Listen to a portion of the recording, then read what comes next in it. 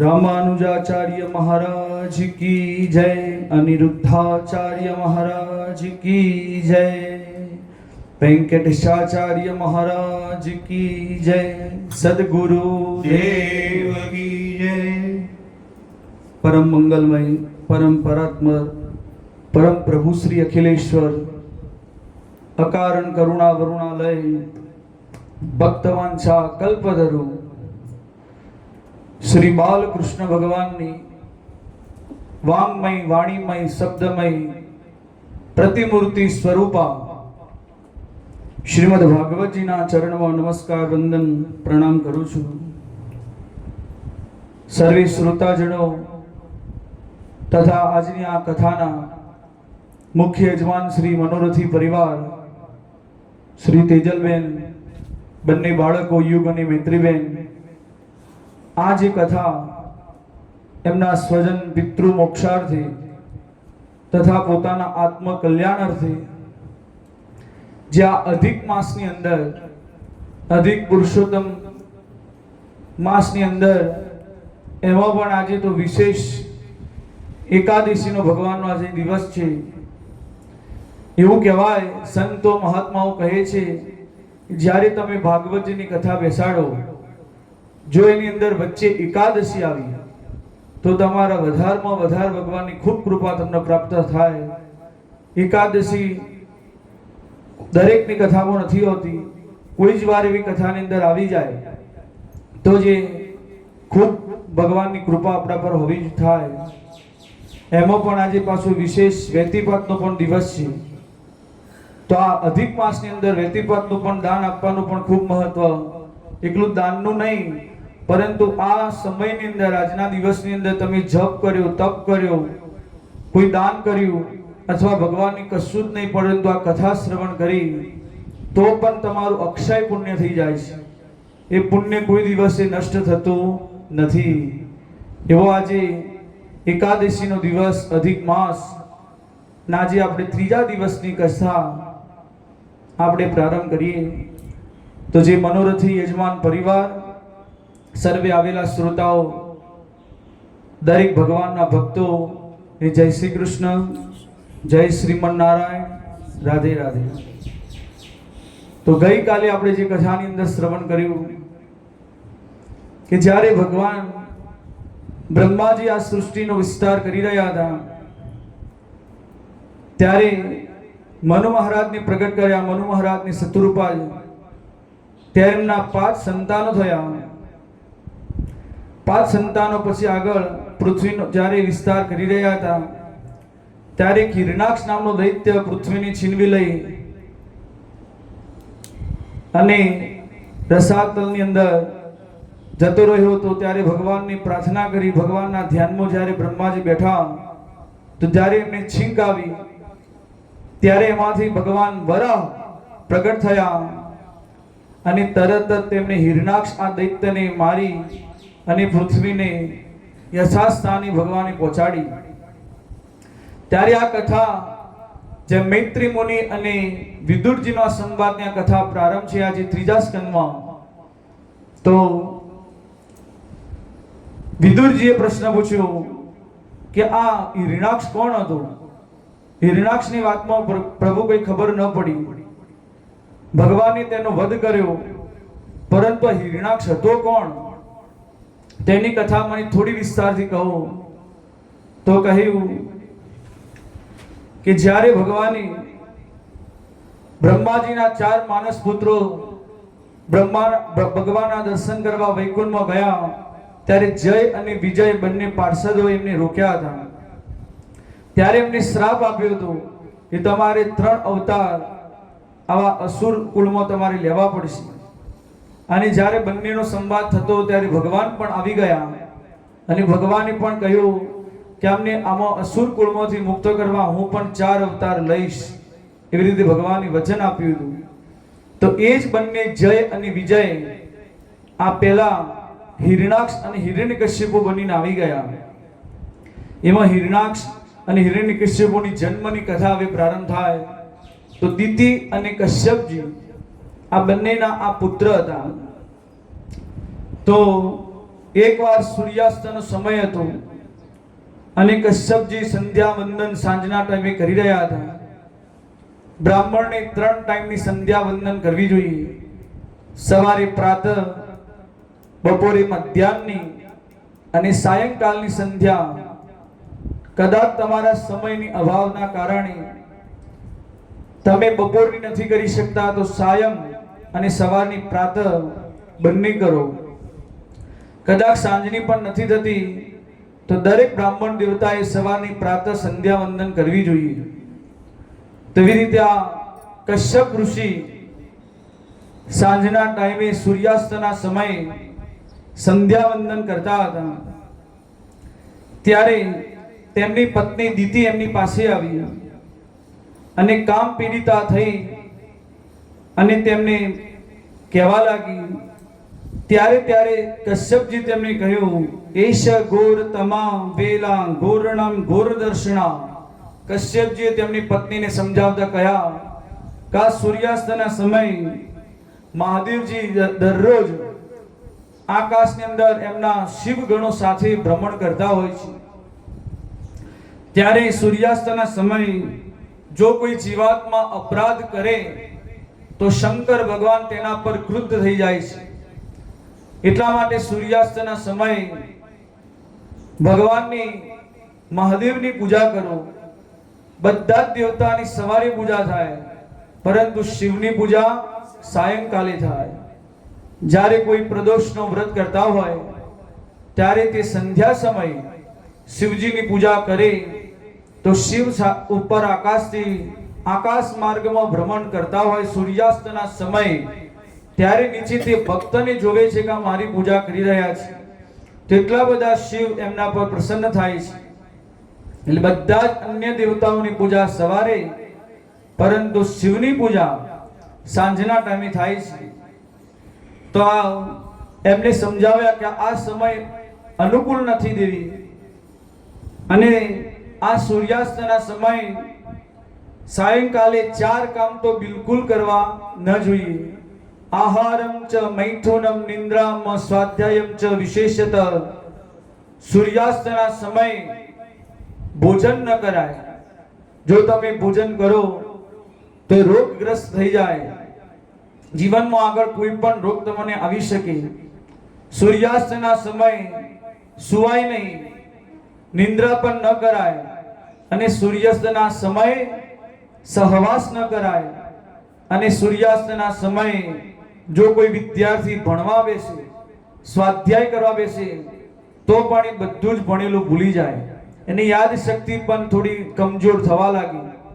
તો સૂર્યાસ્તનો જે સમય હોય ત્યારે વિદ્યાર્થી લોકોએ, છોકરાઓએ પણ ભણવું જોઈએ નહીં. ત્યારે તો બસ થોડી વાર પણ ભગવાનનું ભજન અથવા શાંતિથી બેસી રહેવું. તો આ 4 કામ નિષેધ બતાવ્યા છે. તો સૂર્યાસ્તના સમયે જો સહવાસથી કોઈ સ્ત્રી ગર્ભ ધારણ કરે તો અંદર બાળક એ અસુર જેવો પેદા થાય છે, દુષ્ટ સંતતિ તે થાય છે. એટલા માટે 4 કામ નિષેધ કયા. તો કશ્યપજી તેમની પત્ની દિતિને સમજાવ્યું કે અત્યારે હું આ કામ તમે માની જાઓ, પરંતુ દિતિના મનમાં કંઈ સમજવામાં આવ્યું નહીં. તો કશ્યપજી તેમના પત્નીનો મનોરથ પૂર્ણ કર્યો. જે કામજ્વલ એમનું શાંત થયું.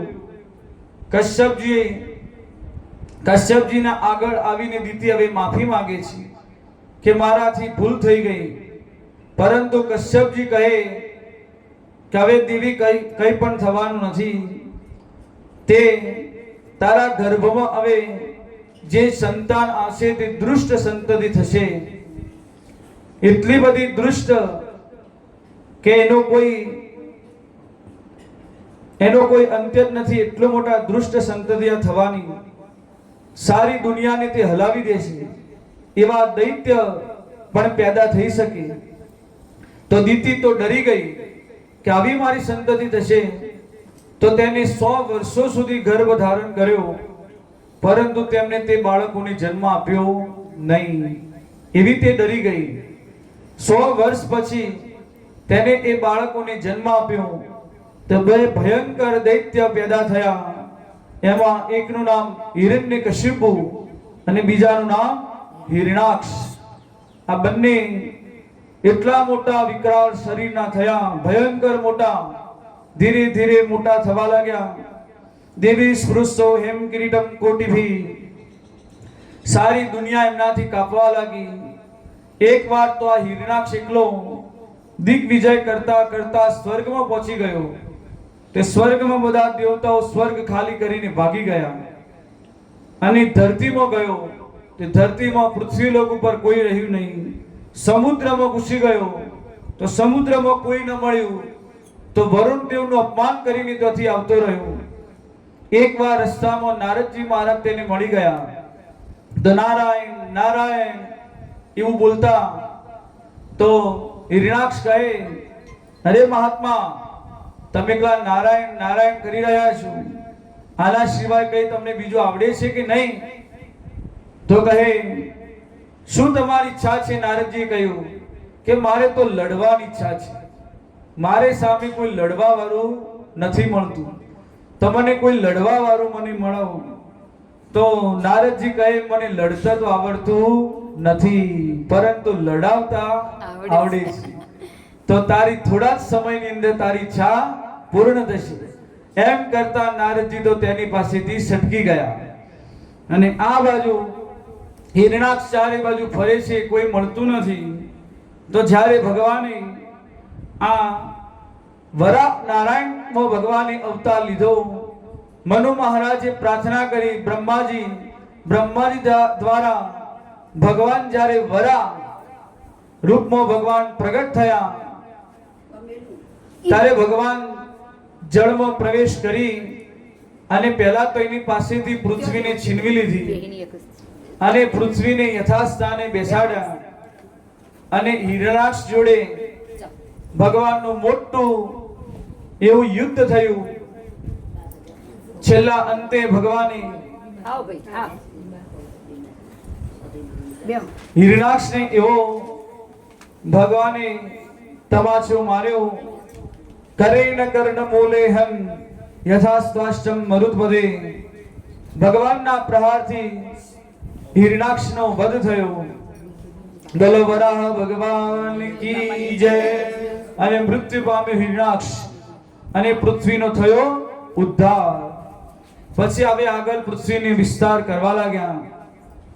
તો પહેલા મનુ મહારાજની જે પુત્રીઓનો જે વંશ પહેલા બતાવ્યો છે, જે મનુ મહારાજના 5 સંતાન, એમાં 3 દીકરીઓ જે હતી, એમાં સૌપ્રથમ મનુ મહારાજની જે વચલી દીકરી હતી દેવહૂતિ, તેની કથા હવે પહેલા બતાવે છે.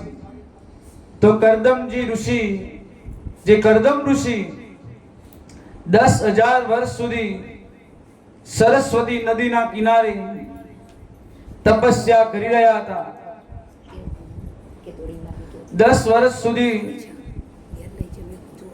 10,000 વર્ષ સુધી જ્યારે તપસ્યા કરી, તેમના તપસ્યાથી ભગવાન નારાયણ એમના પર પ્રસન્ન થયા અને ભગવાન નારાયણ ત્યાં પ્રગટ થયા. તે સ્થાન કયું હતું? તે આપણા મહેસાણાની બાજુમાં નજીકમાં ઉત્તર ગુજરાતમાં જ આપણે કહેવાય એવું સિદ્ધપુર. ત્યાં જ સરસ્વતી નદીના કિનારે આ કરદમ ઋષિ ત્યાં તપસ્યા કરી હતી. અને આ જ ભૂમિમાં આવીને ભગવાન ત્યાં વિષ્ણુ નારાયણ ભગવાન સ્વયં ત્યાં આવ્યા હતા, પ્રગટ થયા હતા. અને ભગવાનના જે આંખોમાંથી હર્ષના બિંદુ પડ્યા કે તમારી આટલી સુંદર, આટલી તમે 10,000 વર્ષ સુધી મારી તપસ્યા કરી. તો ભગવાન એટલા બધા પ્રસન્ન થયા અને ભગવાનના આંખોમાંથી આંસુના બિંદુ પડ્યા. એ જ બિંદુનું ત્યાં સરોવર બની ગયું. આજે પણ સિદ્ધપુર તમે જાઓ તો બિંદુ હર્ષ સરોવર કહેવાય છે. અને કપિલ ભગવાન, કરદમ ઋષિ, દેવહૂતિ માતા અને ગયા ગદાધર ભગવાન, આમનું મંદિર પણ આજે પણ ત્યાં છે. તો સિદ્ધપુરની આપણી નજીક જ ભૂમિ, ત્યાં જ આ કરદમ ઋષિનો આશ્રમ હતો. ભગવાન ત્યાં પ્રગટ થયા.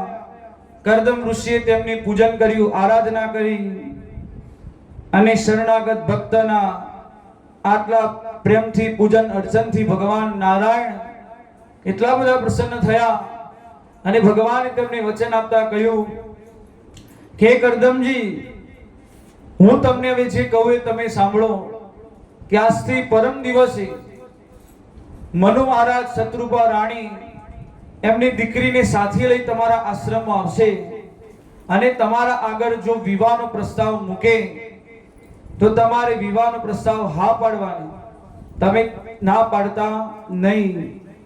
અને તમારા બંનેના તમે વિવાહ થશે તો હું તમને વચન આપું છું કે હું તમારા ત્યાં પુત્ર તરીકે હું પોતે સ્વયં તમારો તો પ્રગટ થઈશ અને સાંખ્ય શાસ્ત્રની રચના હું કરીશ.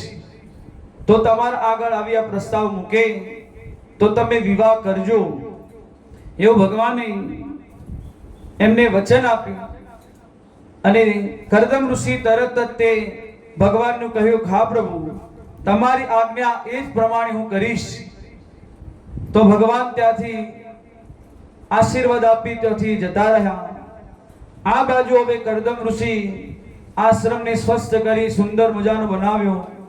જેવો પરમ દિવસ નો સવારે સૂર્યોદય થયો, પોતાના આશ્રમને સજાવીને રાખ્યા, નિત્યક્રમ કરી અને પરવાર્યા. અને તરત જ એમના આશ્રમ આગળ મોટો સોનાનો રથ આવ્યો. એની અંદર મનુ મહારાજ, શતરૂપા રાણી અને એમની દીકરી આ દેવહૂતિજી એમની સાથે ત્યાં આવ્યા. રથમાંથી ઉતર્યા, એમને સ્વાગત કર્યું. અંદર આશ્રમમાં આવીને 3 આસન તેમને પાથર્યા. 3 આસન પાથર્યા. એમાં મનુ મહારાજ આસન પર બેસી ગયા, શતરૂપા રાણી પણ બેસી ગયા. પરંતુ હવે દેવહૂતિજી વિચાર કરે છે કે મારે આસન પર બેસવું જોઈએ કે ન બેસાય. તો વિચાર કર્યો કે મારા જે ભાવિ પતિ થવાના છે, હવે એ આસન પાથરી આપે અને મારે એમાં બેસાય કે ન બેસાય. તેમણે વિચાર કર્યો કે બેસાય નહીં. તેમને આસનની પાછી મર્યાદા પણ રાખવી પડે. આપણા માટે પાથર્યું હતું તો આસન પર હાથ મૂકી અને દેવહૂતિજી બાજુ પર બેસી ગયા. તો કરદમ ઋષિએ જોઈ ગયા કે મારા જેવા યોગ્ય મને જે જોઈએ છે એવી જ આ પત્ની છે. એમની નાની પરીક્ષાથી પણ એ સુંદર એમને ખુશ થયા. જો આજના જમાનાની યુવતી હોય તો તરત જ ખુરશી આપે, આસન આપે, તરત જ બેસી જાય કે બેસી જ જવાય ને, આમાં શું વિચાર કરવાનો. તો આ તો એ દેવહૂતિજી હતા. તો કરદમ ઋષિ તરત પ્રસન્ન થઈ ગયા. અને મનુ મહારાજે કહ્યું કે મારી દીકરી દેવહૂતિનો હું આ લગ્ન, કરદમ ઋષિ મારી એવી ઈચ્છા છે કે તમારા જોડે કરવાની, તો તમે શું કહો છો? તો કરદમ ઋષિએ કહ્યું કે મારી પણ વિવાહ કરવાની ઈચ્છા છે અને તમે જે પ્રમાણે કહો એ પ્રમાણે મારી પણ હા છે. તો બંનેના વિવાહ થયા. કરદમ ઋષિ દેવહૂતિના ધામધૂમથી ત્યાં વિવાહ થયા. અને તરત વિવાહ થયા અને તરત જ કરદમ ઋષિ તો સીધા સમાધિમાં બેસી ગયા. અને ઘણા વર્ષો સુધી કરદમ ઋષિ તો ત્યાં સમાધિમાં બેઠા. જ્યારે ઘણા વર્ષો પછી સમાધિમાંથી જાગ્યા તો દેવહૂતિ તો એમની આવી સેવા, પતિની સેવા કરી રહ્યા હતા. જે રાજમહેલની રાજકુમારી હતી કે દેવહૂતિ આ આશ્રમમાં કરદમ ઋષિના પતિના સેવા કરી રહી છે. તો ઘણા વર્ષો પછી કરદમ ઋષિ જાગ્યા તો કહે, દેવી તમે કોણ છો? પૂછે છે.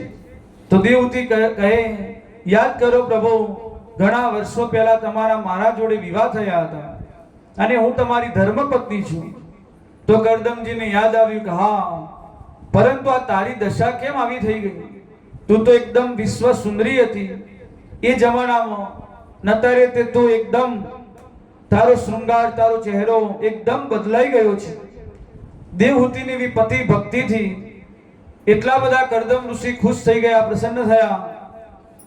ત્યારે તેમણે કહ્યું કે તમે ચિંતા ન કરો, આ જે હર્ષ બિંદુ સરોવર છે જે ભગવાનનું, એ બિંદુ સરોવરમાં તમે સ્નાન કરીને આવો તો બીજા બધી યુવતીઓ સાથે આ દેવહૂતિ માતાએ જેવા હર્ષ બિંદુ સરોવરમાં સ્નાન કર્યું તો જેવું પહેલાનું એવું યુવાન હતું, પાછું એમની યુવાની એવી આવી ગઈ.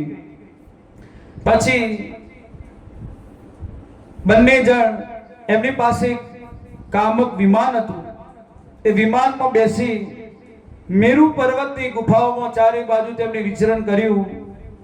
અને સમય જતા કરદમજીને ત્યાં પહેલા 9 કન્યાઓનો જન્મ થયો, જેને નવધા ભક્તિ આપણે કહીએ છીએ.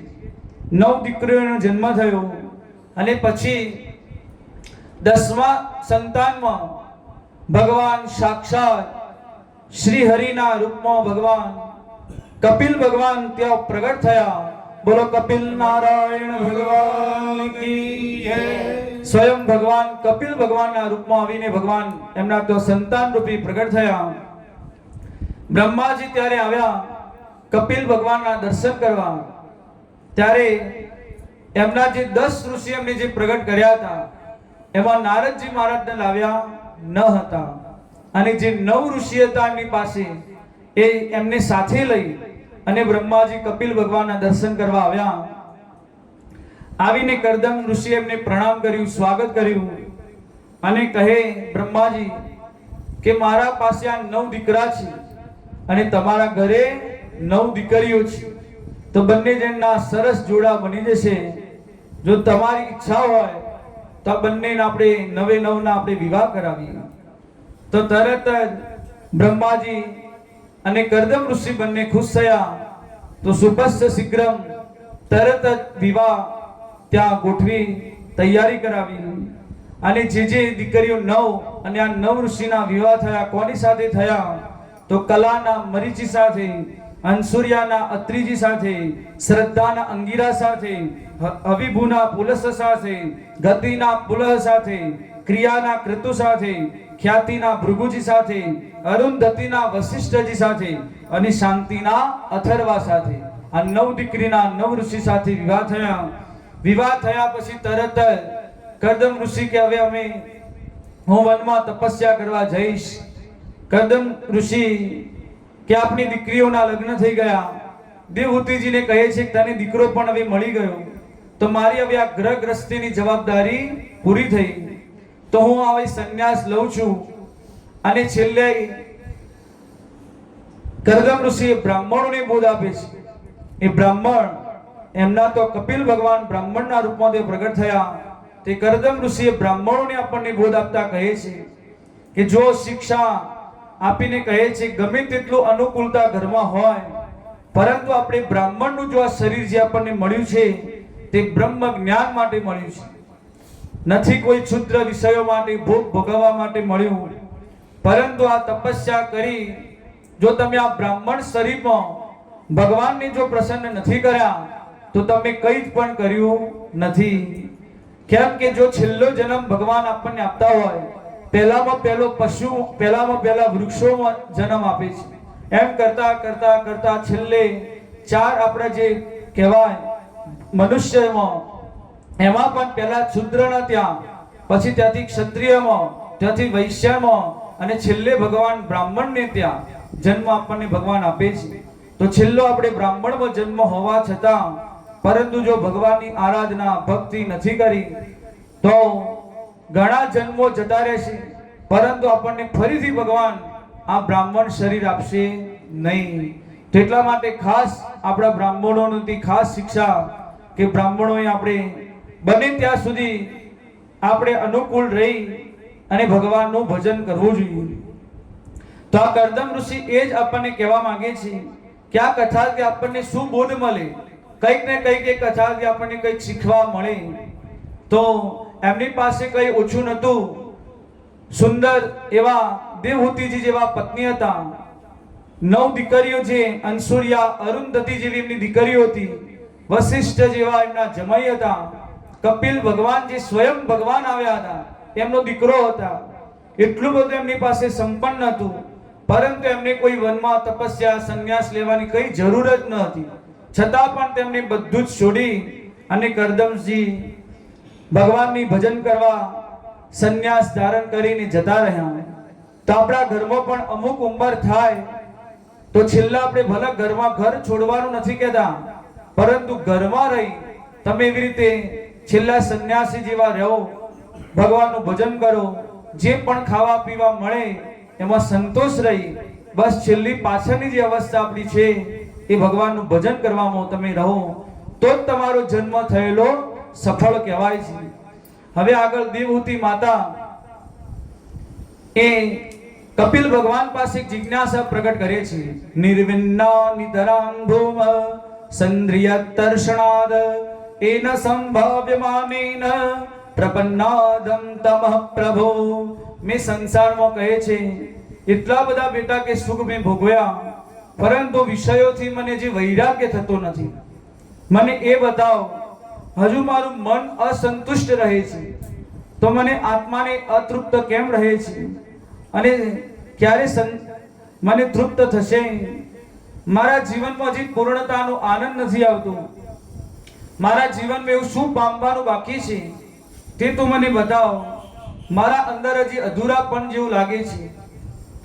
તેવી રીતે કહે કે તું તો મહાન વિદ્વાન છે પુત્ર, તારા પાસે શાસ્ત્રની કોઠાર છે, તો ઉઠાવ અને મારા અંદર જે અજ્ઞાન રૂપિયા વૃક્ષ છે એને તું કાપી નાખ. અને દેવહૂતિજી કપિલ ભગવાનની સ્તુતિ કરે છે, પ્રાર્થના. સરસ ભાગવતજીની અંદર આ શ્લોક છે. ત્વમ ત્વગતાહમ શરણં શરણ્ય સ્વભૃત્યુ સંસારતરો કુઠારમ જિજ્ઞાસયાહમ પ્રકૃતે પુરુષસ્ય નમામિ સદ્ધર્મ વિદામ વરિષ્ઠ. ત્વમ ત્વગતાહમ શરણં શરણ્ય. પ્રાર્થના કરે છે. દેવહૂતિ માતાના વચનો સાંભળી કપિલ ભગવાન એટલા બધા પ્રસન્ન થયા. કહે છે કે માં તમે ચિંતા ન કરો, હું તમને નિશ્રેયસનો અને આધ્યાત્મક જ્ઞાનનો એક ઉપદેશ તમને હું આપું છું, જેને આપણે સાંખ્ય શાસ્ત્ર કહીએ. એ તેમને પોતાની માતાને એ શાસ્ત્રનું જ્ઞાન આપ્યું છે. કહે છે કપિલ ભગવાનનું સરસ વચન, તે આપણે સાંભળવા જેવું, કે આપણે જે મનનું બંધન છે એ શરીરનું બંધન નથી. ઘણા બધા આપણે એવું માનીએ કે શરીરનું બંધન છે, પરંતુ શરીરનું નથી પણ મનનું બંધન છે. આપણે વિચારીએ કે એક દિવસે કથા અહીં આપણા ઘરે બેઠી છે તો આપણે કથા શ્રવણ કરવા જવું. ઘણા બધા કહે તમે કથા શ્રવણ કરવા જાઓ તો આપણે એવું કહીએ કે અમને તો મરવાનો ટાઈમ નથી, અમે ક્યાં કથા સાંભળવા જઈએ. એટલા બધા સંસારમાં પેલા રહ્યા છીએ, તમે ક્યારે કથા સાંભળવાનો ટાઈમ કાઢીએ? તો દુનિયાદારીના કામમાં એવા અમે ફસાયા છીએ, શ્વાસ લેવાનો પણ અમને સમય નથી. તો આવી બધી વાતો આપણે કહીએ, પરંતુ આમાં કોઈ આપણને પકડી રાખ્યા નથી. પરંતુ તમે મનથી એવું માની લીધું છે કે મારા પાસે ટાઈમ નથી. મનથી તમે જો મારા વિના કંઈ થાય નહીં, મનમાં તમે એવું નક્કી કરી દીધું. જો તમે કોઈ જુગારીને જુઓ તો જુગારી ગમે તેટલું કામ કરે, પરંતુ દિવસમાં એને જો જુગારીને જુગાર રમવા જવું હોય તો ગમે તે રીતે એનો ટાઈમ કાઢી અને પહોંચી જાય. કોઈ સિરિયલ આપણે જોતા હોઈએ ટીવીમાં, આપણને ગમતી હોય, 8:30 વાગે 9 વાગે રાત્રે આવતી હોય, બસ ગમે તેટલા કામ હોય તેને છોડીને આપણે તરત જ તે ટાઈમે બેસી જઈએ. કેમ કે એને આપણે મનથી નક્કી કરી દીધું કે આપણે આ સિરિયલ જોવાની છે. તો તમે એવું જ મહત્વ જો કથામાં સત્સંગમાં રાખશો કે બસ મારે ગમે તે થાય, અધિક મહિનો છે અને કથા દરરોજ મારે સાંભળવા જવું છે, 3 વાગ્યાનો ટાઈમ છે. ગમે તે રીતે તમે જો ગમે તેટલા કામ હશે, પરંતુ જો મનથી તમે નક્કી કર્યું તો તમારે 3 વાગે ગમે તેટલું થશે, પરંતુ તમે કથામાં આવીને બેસી જશો. પરંતુ જો તમે મનથી નક્કી નથી કર્યું તો તમે ગમે તેટલું કરો, પરંતુ તમે કથામાં આવશો નહીં. તો મનને વારવાની જરૂર છે. આ કપિલ ભગવાન એ જ એમની માતાને સમજાવે છે. જો તમે મનથી માની લીધું તો કોઈ પણ જગ્યાએ કથા સત્સંગ થતો હોય તો તરત જ તમે ગમે તેટલા કામ છોડી અને કથા કોણ કરાવે છે, કથા કોણ વાંચે છે એ પણ આપણે ઓળખતા નથી, પરંતુ ત્યાં કથા આપણે સાંભળવા પહોંચી જઈએ. તો એક દ્રષ્ટાંતથી સમજાવે. એક તાળું આપણે જોયું હોય, તાળાની ચાવી તો એક જ હોય, પરંતુ તમે આ બાજુ ખોલ્યું તો ખુલી ગયું, પેલી બાજુ વાખ્યું તો વખાઈ ગયું.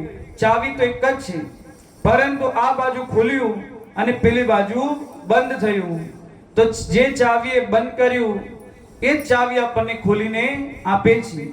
તો મનથી મુક્તિ પણ તમને મળી જશે અને તમે સંસાર બાજુ જો મન રાખશો તો બંધાઈ જશો અને એ જ મન તમે જો ભગવાન બાજુ વાળી દેશો તો તમે મુક્તિ પણ તમને મળી જશે. ખાલી આપણે મોડવાની જરૂર છે, કઈ બાજુ ચાવીને વાળવી છે એ જ આપણે વિચારવાનું. સંસારમાં મન રાખશો તો બંધાશો અને ભગવાનમાં મન રાખશો તો મુક્તિ તમને જરૂર મળી જશે. મનને સમજાવો, ધીરે ધીરે સમજાવો. મન એમને માનતું નથી, પરંતુ તેને ધીરે ધીરે સમજાવો અને માધવ જોડે એને જોડી દેવાનું. ગોસ્વામી તુલસીદાસજી પણ કહે કે મનને કેવી રીતે સમજાવું તો સમજાવે છે. શ્રી રામચંદ્ર કૃપાલુ ભજ મન હરણ ભય ભવદારુણ નવ કંજ લોચન કંજ મુખ કર કંજ પદ કંજારુણ શ્રી રામચંદ્ર કૃપાલુ ભજ મન હરણ ભવ ભયદારુણમ. કહે છે રામજીનો હે મન તું ભજન કર.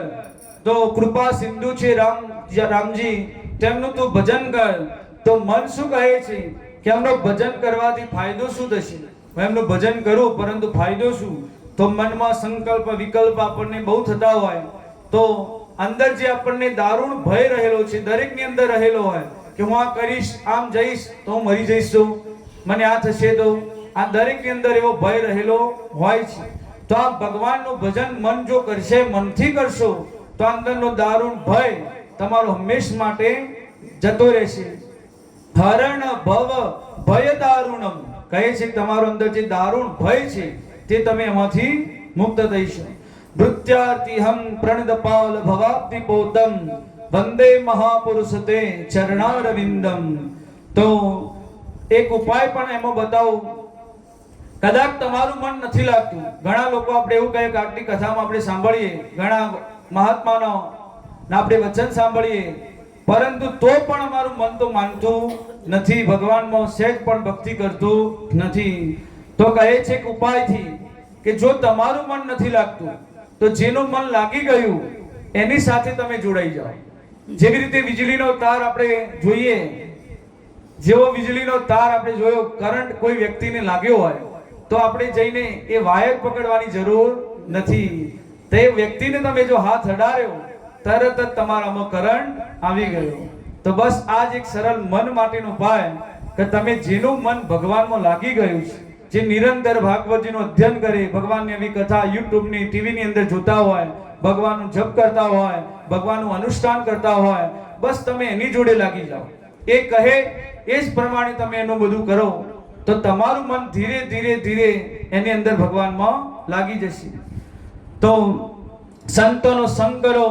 દેવહૂતિ માતાને કહે છે પ્રથમ ભક્તિ સંતન કર સંગા દુસરી રતિ મમ કથા પ્રસંગા. પહેલા જ ભગવાનના કથાના પ્રસંગો તમે સાંભળો, ભગવાનના ગુણાનુવાદ તમે શ્રવણ કરશો તો જ તમારી અંદર સત્સંગ આવશે, તો જ તમારું અંદર મન ધીરે ધીરે બદલવા લાગશે. આજ એકદમ નહીં થાય, ધીરે ધીરે ધીરે ધીરે મન તમારું ભગવાનમાં એક દિવસ તો લાગી જશે. એટલા માટે મહિમા ભગવાનની બતાવશે. સંતોનો સંગ કરો, કથાનો સત્સંગ સાંભળો. એટલા માટે સંતોએ પણ ગાયું છે સંતન के संग लाग रे तेरी अच्छी बनेगे. संतन के संग लाग रे तेरी अच्छी बनेगी. अच्छी बनेगी तेरी किस्मत जगेगी. अच्छी बनेगी तेरी किस्मत जगेगी. होए तेरो बड़ो भाग रे तेरी अच्छी बनेगी. होए तेरो बड़ो भाग रे ये तेरी अच्छी बनेगी. संतन के संग लाग रे तेरी अच्छी बनेगी. संतन के संग लाग रे ये तेरी अच्छी બનેગે. સંતન સંગ કરી પુણ્ય કમાઈ. સંતન સંગ કરી પુણ્ય કમાય. રામચરણ અનુરાગ રે તેરી અચ્છી બનેગે. રામચરણ અનુરાગ રે તેરી અચ્છી બનેગે. સંતન કે સંગ લાગ રે તેરી અચ્છી બનેગે. संतन के संग लाग रे तेरी अच्छी बनेगी. ध्रुव जी की बन गई प्रहलाद की बन गई. ध्रुव जी की बन गई प्रहलाद की बन गई. हरि सुमिरन में जाग रे तेरी अच्छी बनेगे. हरि सुमिरन में जाग रे तेरी अच्छी बनेगी. संतन के संग लाग रे तेरी अच्छी बनेगे. संतन के संग लाग रे तेरी अच्छी बनेगी. कागा से कोई हंस कहेगा. कागा से तो हंस कहेगा. मिट जाए उड़ के दाग रे तेरी अच्छी बनेगे. मिट जाए उड़ के दाग रे तेरी अच्छी बनेगी. संतन के संग लाग रे तेरी अच्छी बनेगे. संतन के संग लाग रे तेरी अच्छी बनेगी. मोह निशा में बहु दिन सोए. मोह निशा में बहु दिन सोए. जाग सके तो जाग रे तेरी अच्छी बनेगे. जाग सके तो जाग रे तेरी अच्छी बनेगी. संतन के संग लाग रे तेरी अच्छी बनेगे. संतन के संग लाग रे तेरी अच्छी बनेगी. दिन नारी दिन आशाएं. शुद्ध दिन नारी और आशाएं. त्याग सके तो त्याग रे तेरी अच्छी बनेगे. त्याग सके तो त्याग रे तेरी अच्छी बनेगी. संतन के संग लाग रे तेरी अच्छी बनेगे. संतन के संग लाग रे तेरी अच्छी बनेगी. कहत कबीरा राम सुमिरन में. कहत कबीरा राम सुमिरन में. पाग सके तो पाग रे तेरी अच्छी बनेगे. पाग सके तो पाग रे तेरी अच्छी बनेगी. संतन के संग लाग रे तेरी अच्छी बनेगे. संतन के संग लाग रे तेरी अच्छी बनेगी. अच्छी बनेगी तेरी किस्मत जगेगी. अच्छी बनेगी तेरी किस्मत जगेगी. होय तेरो बड़ो भाग रे तेरी अच्छी बनेगे. होय तेरो बड़ो भाग रे तेरी अच्छी बनेगी. कृष्ण कन्हैया लाल की जय. कपिल नारायण भगवान की जय. તો કહ્યું સંતોનો માં તમે સંગ કરો. કપિલ ભગવાને દેવહૂતિ માતાને કહે કે પહેલે તમે સંતોનો સંગ કરો પછી સત્સંગ તમને સંભળાવશે. તો દેવહૂતિ માતા કહે કે મને એ બતાવો કે સંત કોણ હોવા જોઈએ. સિદ્ધ સંતને આપણે ઓળખાણ કેવી રીતે કરવી. કેમ કે જેને ભગવાનને પકડીને જે સંતો બેઠા છે, કેમ કે ડુપ્લિકેટ પણ સંતો આપણને મળે તો આપણે એમને ઓળખી નથી શકતા.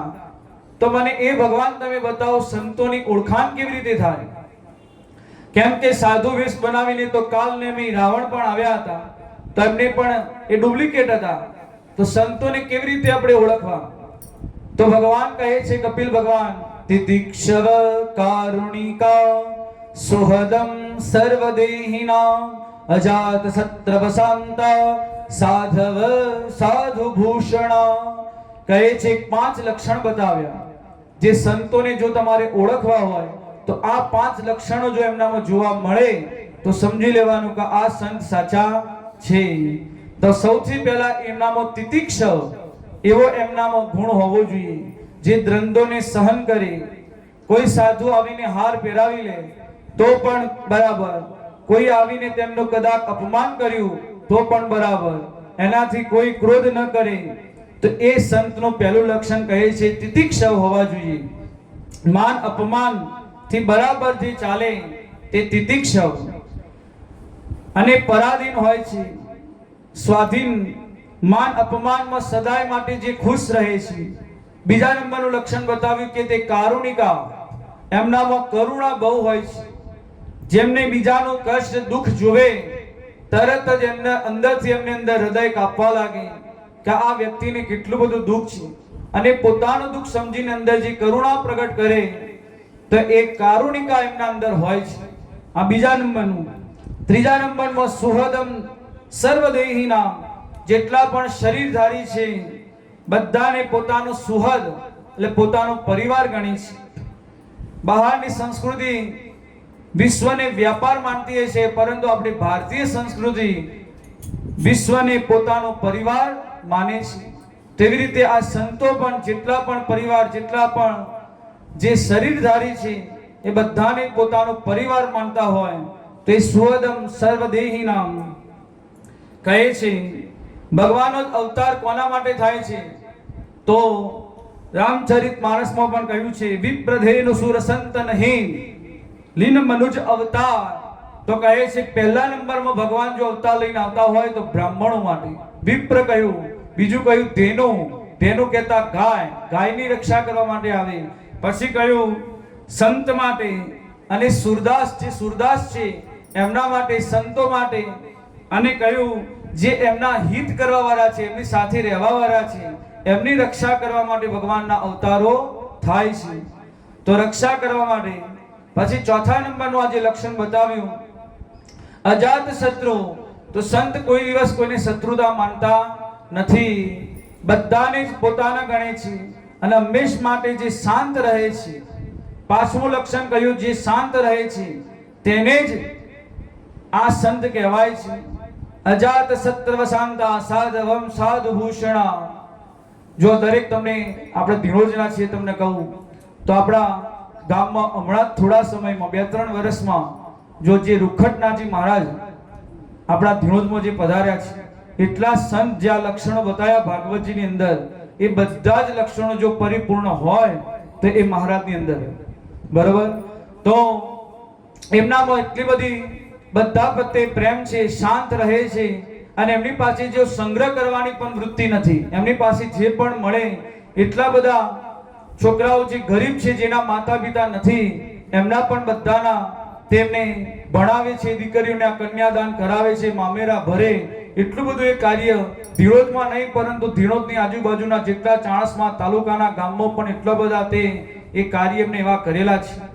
તો આપણા ધીણોજનું સૌભાગ્ય છે કે આવા સંત આપણા ધીણોજની અંદર રહેવા માટે આવ્યા છે.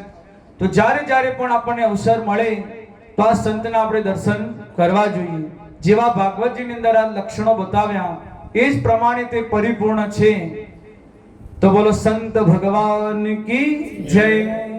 એક દ્રષ્ટાંતથી સમજાવું કે મહાત્મા અંદર વચ્ચે આપણા હોવા જોઈએ તો જ આપણે પરમાત્મા પાસે પહોંચી શકીશું. જો મહાત્મા એટલે સંત ગુરુ આપણા જીવનમાં ન હોય તો પરમાત્મા સીધા આપણે પહોંચી શકવાના નથી. જેવી રીતે કથા એ મહાત્મા ભગવાન જીવને સંભળાવે છે, અને જીવની જે વ્યથાઓ હોય એ મહાત્મા ભગવાનને સંભળાવે છે કે આ જીવ એટલો બધો પેલો છે, ભગવાન તમે પરમાત્મા તેને અપનાવો. તો વચ્ચે જે છે, જે વચોટિયા કહેવાય, એ વચ્ચે છે ભગવાન મહાત્માઓ. જેવી રીતે હનુમાનજી મહારાજ, રામજી મહારાજ અને સુગ્રીવજી 3 હતા. જેવી રીતે હનુમાનજી મહારાજ મહાત્મા કહેવાય જે વચ્ચે હતા રામજીને જે બેટો સુગ્રીવજી જોડે કરાવી દીધો, તો હનુમાનજી મહારાજ મહાત્મા થયા, પછી સુગ્રીવજી થયા જીવાત્મા અને રામ ભગવાન થયા પરમાત્મા. આ મહાત્મા, જીવાત્મા અને પરમાત્મા ત્રણનું સંમેલન. તો માયામાં જે નાચે છે તે જીવાત્મા, માયાની વચ્ચે આપણે જે નાચીએ છીએ જીવાત્મા કહેવાય, અને જે માયાના વચ્ચે રહીને જે મુક્ત થઈ ગયા એ મહાત્મા કહેવાય, અને જે માયાને નચાવે છે તે પરમાત્મા કહેવાય. બોલો કપિલ ભગવાન કી જય. એટલો સરસ એમને આ સાંખ્ય શાસ્ત્રનો ભગવાને ઉપદેશ આપતા કહ્યું છે. આગળ પછી તેમણે અષ્ટાંગ યોગનું વર્ણન કર્યું. અણિમા, મહિમા, ગરિમા, લધિમા, પ્રાપ્તિ, પ્રકામ, ઈશતો, વિશતો, અષ્ટ સિદ્ધિઓ જે કહેવાય તેનું બધું વર્ણન કર્યું છે. યમ, નિયમ, આસન, પ્રાણાયામ, પ્રત્યાહાર, આ બધી ધારણા, ધ્યાન, સમાધિ કેવી રીતે કરવી જોઈએ, ભગવાનનો સાષ્ટાંગ યોગ એમને બતાવ્યો. અષ્ટાંગ યોગ, એકાંતમાં ભૂમિ પર બેસી ભગવાનનું ધ્યાન કેવી રીતે ધરવું જોઈએ એ પણ એમને અંદર બતાવ્યું. ધ્યાન ધરતા એટલું આપણે ધ્યાન રાખવું જોઈએ કે સૌથી પહેલા ભગવાનના ચરણનું ધ્યાનથી પ્રારંભ થાય.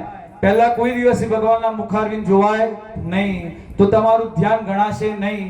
પરંતુ ભગવાનના ચરણ કેવા છે, ચરણથી ધીરે ધીરે ઉપર ઉપર જોતા ધ્યાન ધરતા ધરતા છેલ્લે ભગવાનના મુખારવિંદના દર્શન કરો. જાંગનો, કટિભાગનું, નાભી પ્રદેશનું, ઉદરનું, વક્ષસ્થળનું, ચાર ભુજાઓ ભગવાનની એનું તમે ધ્યાન ધરો. શંખ, ચક્ર, ગદા ભગવાન હાથમાં હોય એનું ધ્યાન ધરો, અને અંતમાં ભગવાનના કંઠનું, મુખારવિંદનું તમે ધ્યાન ધરો. હસતા હસતા ભગવાનનું મુખ કમલમાં ભગવાન માધવ ના તમે છેલ્લા પછી દર્શન કરો. તેવી રીતે ભગવાનનું ધ્યાન કેવી રીતે ધરવું જોઈએ તે એ એમને બતાવ્યું. ભક્તિનો મર્મ બતાવ્યો કે ભગવાનના ભક્તો કેવા હોવા જોઈએ એ પણ કપિલ ભગવાન એમને બતાવ્યા. અને કપિલ ભગવાન છેલ્લો ઉપદેશ આપતા કહે છે કે હું આ ઘટ ઘટમાં બધાની અંદર હું નિવાસ કરું છું. તો જે પ્રાણી, જે જીવાત્મા બીજા વ્યક્તિઓથી જે દ્રોહ કરે, જે કોઈનો વિરોધ કરે, તો સાક્ષાત રૂપથી ભગવાન શું કહે છે કે એ મારો જ વિરોધ કરે છે, એ વ્યક્તિનો વિરોધ કરતો નથી. સ્વયં ભગવાન કહે છે, કપિલ ભગવાન, તે એ મારો જ વિરોધ કરે છે. કેમ? તો ભગવાન કહે છે એવા વ્યક્તિને કોઈ દિવસ શાંતિ મળતી નથી. ગમે તેટલી તમે પૂજા પાઠ કરો, મંદિરમાં જાઓ, ગમે તેટલા દાન પુણ્ય કરો, પરંતુ તમારા પુણ્ય ત્યારે જ સફળ થશે તમે કોઈનો વિરોધ કરતા નથી, કોઈને શત્રુતા માનતા નથી, તો જ ભગવાન તમારાથી પ્રસન્ન રહે છે. કેમ કે જે મંદિરોમાં મૂર્તિ હોય એને આપણે બનાવી મંદિર તેની અંદર મૂર્તિઓ આપણે બનાવી, સારા કારીગર પાસે બનાવડાવી અને લાવી અને યથા બ્રાહ્મણો પાસે આપણે એની પ્રતિષ્ઠા વિધિ કરાવી અને મંદિરમાં મૂર્તિઓ કોને મુકાવી? તો આપણે એ મૂર્તિઓમાં પછી આપણે ભગવાનના દર્શન કરીએ. પરંતુ કપિલ ભગવાન શું કહે છે કે જે મેં બનાવીને મૂર્તિઓ ભગવાન કહે મેં મોકલી, એનાની અંદર તમે ભગવાન જોતા નથી. આ બધી મૂર્તિઓ બનાવી એ કોને બનાવી? આપણા તો હાથમાં નથી. આપણા હાથમાં હોય તો કોઈને લૂલો, લંગડો, બેડો કોઈ આપણે રાખીએ જ નહીં, સરસ જ બનાવીને બધાને મોકલીએ. પરંતુ આ બધી જ મૂર્તિઓ જે બનાવી એ ભગવાને બનાવીને મોકલી છે. તો એની અંદર આપણે એમનો વિરોધ કરીએ અને આપણે જે મૂર્તિઓ બનાવી એના મંદિરમાં જઈને દર્શન કરીએ, તો એ ભગવાન કેવી રીતે દર્શન લેવાના? કોઈ દિવસે દર્શન લેવાના નથી. આ તો આપણે મનથી લાગે કે અમે દર્શન કરીને આવ્યા, પરંતુ ભગવાન એવા ભક્તોના કોઈ દિવસ દર્શન લેતા નથી. પરંતુ જ્યારથી તમે અંદરથી કોઈની શત્રુતા, વિરોધ, દ્વેષ કરવાનો છોડી દેશો, તો એ દિવસે ભગવાન તમારું દર્શન સ્વીકારશે. તે કપિલ ભગવાને આ ભક્તિનો મર્મ બતાવતા કહે છે કોઈ પણ આગળ તમે વિરોધ કે વેર કરશો નહીં તો પરમાત્મા સાથે જ તેનો વેર થાય છે. આ વિવેક જો આપણા અંદર આવી જાય તો જ ભગવત ભક્તિ નો પ્રેમ આપણા હૃદયમાં આવે છે. આગળ પછી જીવ ગતિનું વર્ણન છેલ્લા અધ્યાયની અંદર બતાવે છે કે જીવ આ જીવાત્મા માતાના ગર્ભમાં કેવી રીતે આવે છે એનો પણ એક સરસ એક ટૂંકમાં હું કથા તેની કહું, એ પણ આપણા બધાને જાણવા જેવી છે. કલલમ તેક્ર રાત્રેન પંચરાત્રેન બુદ્બુદામ દશાહીનમ તુ કરગંધો પશ્ચિંદમ વામ તતઃ પરમ. પિતાના દ્વારે જ્યારે માતાના ગર્ભમાં તે જીવ પ્રવિષ્ટ થાય છે ત્યારે સૌથી પહેલા એક રાત્રિમાં તે કલર બની જાય, 5 રાત્રિ થાય ત્યારે પરપોટા જેવો થઈ જાય, 10 દિવસમાં તે એક બોર જેવો સમાન થઈ જાય, અને 1 મહિનો થાય ત્યારે માસેનંતુ શિર, 1 મહિનો થાય ત્યારે શિર એનું માથું અંદર બનવા લાગે છે. 2-3 મહિના થાય તો એના હાથ પગ પ્રગટ થવા લાગે છે, પછી નખ અને રૂવાટા આવવા લાગે છે. 3 મહિનાનો જીવાત્મા થાય ત્યારે અંદર છોકરા છોકરીના અંગો એને પુષ્ટ અંદર થવા લાગે છે. 4 મહિનાનો થાય ત્યારે અંદર સપ્ત ધાતુ માંસ અને ઉત્પન્ન થવા લાગે છે. 5મા મહિને અંદર તેને ભૂખ અને તરસ લાગવા લાગે છે એ જીવાત્માની. 6થા મહિને અંદર સુખ અને દુઃખ શું કહેવાય એના પણ તેને સહન કરવો પડે છે. અને માતાના ઓર સાથે તે બંધાઈ જાય. અંદર એટલા બધા નાના કીટ હોય જે કીડાઓ એ પણ અંદર પ્રત્યક્ષ તે જીવાત્માને કરડતા રહે છે. આ બધું તે જીવાત્મા સહન કરે છે. અને વ્યથિત એટલો થઈ જાય, માતા જે આહાર કરે તે જ આહાર તેને મળે છે. માતા કડવા ખાટા પદાર્થો જો ખાય તો પણ એને બધી જ અંદર વ્યર્થ અને થતું હોય છે. એના દર્દ પણ એટલું બધું તે જીવાત્માની અંદર થતું હોય તો અંદર જેવા હલવા ડોલવાનો પણ બધો એને અનુભવ માતાને થતો હોય. આમ કહે છે ડોંગરેજી મહારાજ પણ કહેતા, ગર્ભવાસ એ નર્કવાસ કહે છે. ગર્ભવાસમાં જે જીવાત્મા આવે એ બીજું કંઈ ભોગવતો નથી, પરંતુ તે નરકની અંદર જ આવ્યો કહેવાય છે. ગર્ભવાસ નર્કવાસ એ કહે છે. 5મા જેવી રીતે ગર્ભવાસ નર્કવાસ, પછી જ્યારે 7મા મહિને એટલા બધા તેને અંદર દુઃખ અંદર પહોંચે છે. ભગવાન ત્યારે કહે કે અંદર આવીને ભગવાનને તે પ્રાર્થના કરે છે. 2 હાથથી ભગવાનને તે જીવાત્મા પ્રાર્થના કરતો હોય, પ્રભુ મને આમાંથી તમે મુક્ત કરો, એટલો બધો હું આ દુઃખ સહન નથી કરી શકતો.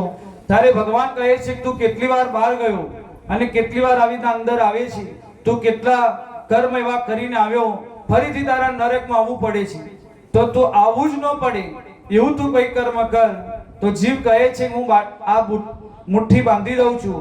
એટલે જો નાના બાળકો જન્મે તો મુઠ્ઠી વાળેલી હોય, એટલે ભગવાનને તે વચન આપીને આવતા હોય છે કે આ મુઠ્ઠી વાળી ભગવાન હું સોગંદ ખાઉં છું, હું તમને ભૂલીશ નહીં, બીજી વાર મારે આ નરકમાં નહીં આવવું પડે, હું એવું તમારું સત્કર્મ હું તમારું કરીશ, હું તમને ભૂલીશ નહીં, તેવું સોગંદ ભગવાન પાસે તેની અંદર ખાધી હોય છે.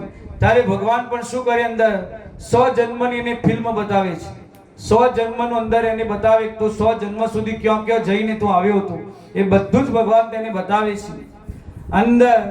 અને કપિલ ભગવાન કહે છે કે હું 100 જન્મની માં એની અંદર એ જીવાત્માની બધી યાદ અપાવું છું.